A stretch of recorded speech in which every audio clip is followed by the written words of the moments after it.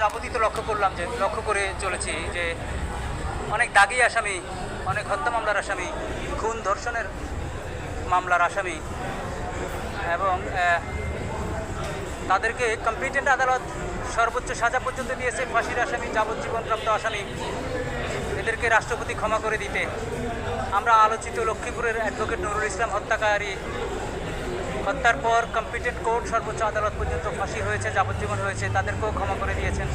এবং গত 4 তারিখে যে গুলিবর্ষণ হয়েছে লক্ষ্মীপুরে, এই ক্ষমাপ্রাপ্ত আসামি কর্তৃক গুলিবর্ষণ হয়েছে।